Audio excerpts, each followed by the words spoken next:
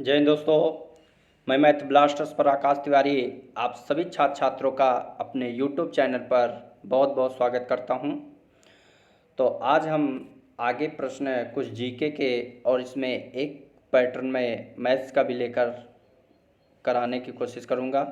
तो आप सभी को देखना है। तो आप लोग पेन कॉपी उठा लें और फिर हम देखेंगे क्वेश्चन इम्पोर्टेंट जीके के। तो यहाँ पर हम आते हैं पहला प्रश्न। देखो क्या कह रहा है। तो पहला प्रश्न हम देखेंगे तो आप सभी को देखना है क्या कह रहा है। कह रहा है कि भारत भारत की प्रथम महिला राज्यपाल कौन थी। ये प्रश्न आपसे पूछा हुआ है। तो ऑप्शन दिया है सुचेता कृपलानी, सरोजिनी नायडू या विजय लक्ष्मी पंडित या एनी बेसेंट। इनमें आपको जवाब देना है कौन सा सही होगा। तो इसका जो सही जवाब होगा वो सरोजिनी नायडू। कौन सा सही जवाब होगा? सरोजिनी नायडू। बी ऑप्शन अगर किसी ने अगर लगाया होगा तो उसका सही जवाब है। तो इसके कुछ महत्वपूर्ण बिंदु हैं, हम देख लेते हैं कि भारत की जो प्रथम महिला राज्यपाल वो कौन है? सरोजिनी नायडू। ये अभी आपने पढ़ा, प्रश्न पूछा है। और कभी अगर ऐसे प्रश्न पूछ दे कि भारत की प्रथम महिला मुख्यमंत्री तो सुचेता कृपलानी। और अगर पूछ दे भारत की प्रथम महिला कांग्रेस अध्यक्ष तो क्या बताओगे? Doctor Annie Besant. और संयुक्त राष्ट्र संघ की प्रथम महिला भारतीय राजदूत तो विजय लक्ष्मी पंडित। और भारत की प्रथम महिला राष्ट्रपति प्रतिभा सिंह पाटिल। और भारत की प्रथम मुस्लिम महिला शासिका रजिया सुल्तान। ये प्रश्न इम्पॉर्टेंट है। और भारत की प्रथम महिला राष्ट्रपति प्रतिभा देवी सिंह पाटिल। और भारत की प्रथम महिला लोकसभा अध्यक्ष मीरा कुमार। नोबेल पुरस्कार प्राप्त करने वाली प्रथम भारतीय महिला मदर टेरेसा। और एवरेस्ट शिखर पर पहुंचने वाली प्रथम महिला बछेंद्री पाल। एक प्रश्न का आपको कमेंट बॉक्स में जवाब देना है कि एवरेस्ट शिखर पर पहुंचने वाली लगातार दो बार कौन महिला थी जो एवरेस्ट पर लगातार 2 बार चढ़ी थी। उनका आपको कमेंट बॉक्स में जवाब देना है। ठीक, तो आगे हम देखते हैं अगला प्रश्न। अगला प्रश्न देखो क्या कह रहा है। अगला प्रश्न आपसे कहा है जो आपको पढ़ना है। तो क्या कह रहा है? कह रहा है कि प्रथम एशियन खेल सन 1951 में कहाँ खेले गए थे?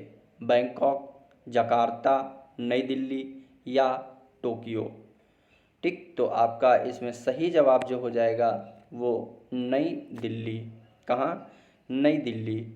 तो इस इवेंट को 4 साल में एक बार आयोजित किया जाता है। तो एशियन खेल 4 साल में एक बार आयोजित किया जाता है। और एशियन खेल का पहला जो संस्करण, याद रखना, प्रथम जो है साल जो संस्करण 1951 में भारत की राजधानी नई दिल्ली में आयोजित किया गया था।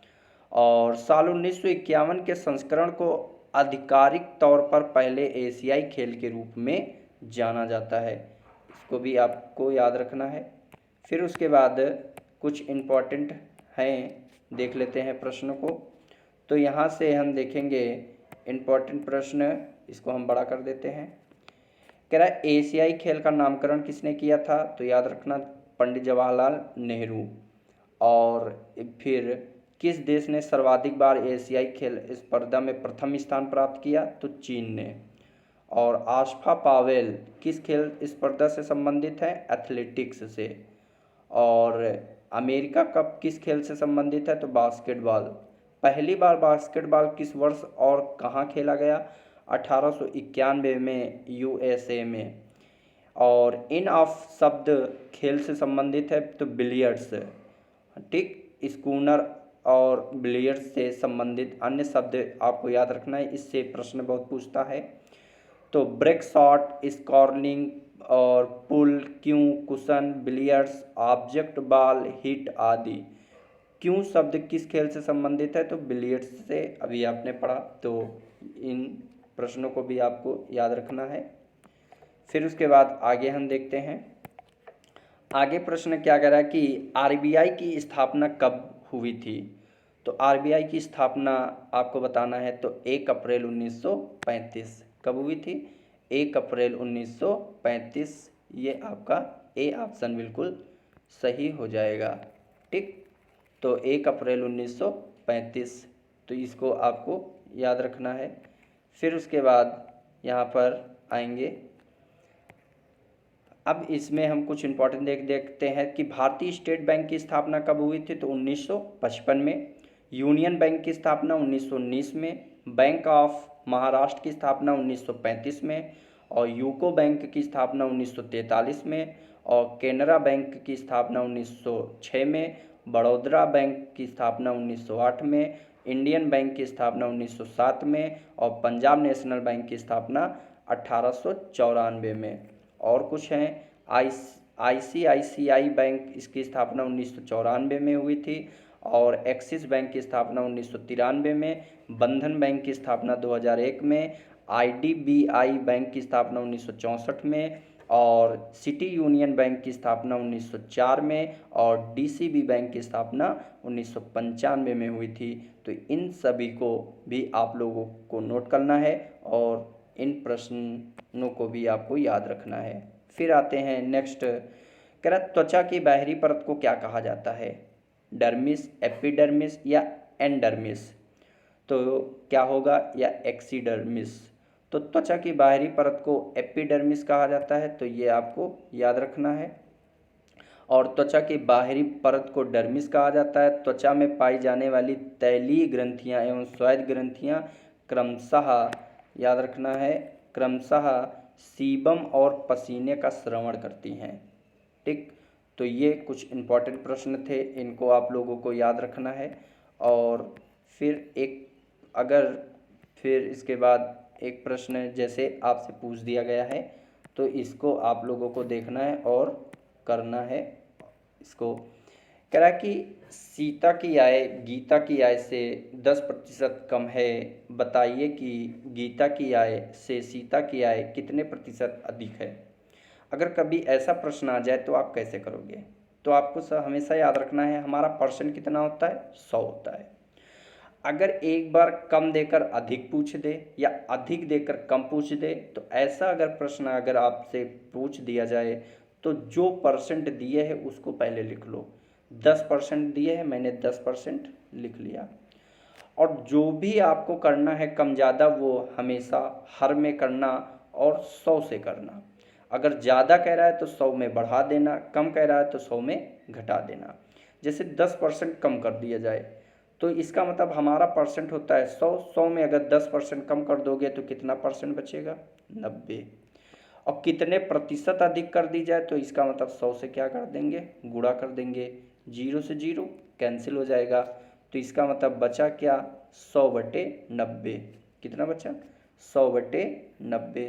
तो आप जानते हो कि 100/90, ये जो 0 कट ही चुका है, तो 100/9 बचा, सॉरी। तो 9 को अगर हम डिवाइड करेंगे तो इसका मतलब कितना आएगा? तो आपको पता होना चाहिए, 11 सही 1/9% आ जाएगा। तो इसका मतलब कितना परसेंट अधिक है? तो 11 सही 1/9 आपका उत्तर हो जाएगा। ठीक, इसी पर देखते हैं एक और प्रश्न। इसी पर देखो, एक प्रश्न और दिए है कि चीनी का मूल्य 20% घट गया, ज्ञात कीजिए कि उपभोक्ता पहले जितने वह में कितने प्रतिशत अधिक चीनी प्राप्त करेगा। तो अगर ऐसा प्रश्न आ गया तो वही करना है कि 20% घट गया, तो इसका मतलब 20।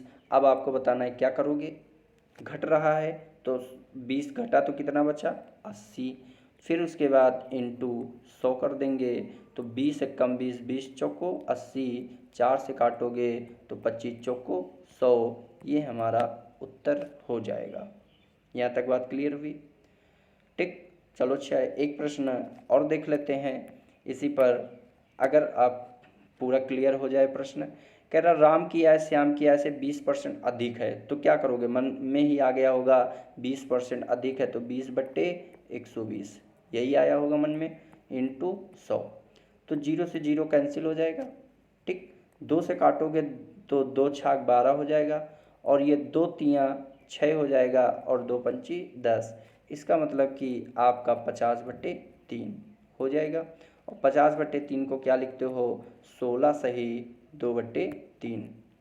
ठीक, यहाँ पे हम लिख देते हैं 16 सही 2/3। ये 16, देखो 16 सही 2/3%, ये हमारा उत्तर हो जाएगा। तो आपको कैसी वीडियो लगी ये आपको कमेंट बॉक्स में जवाब देना है। और अगर आप नए हैं तो इस चैनल को सब्सक्राइब कर दें, और अभी तक अगर आपने चैनल को सब्सक्राइब नहीं किया है तो सब्सक्राइब भी कर लें और शेयर भी कर दें। जय हिंद, जय भारत।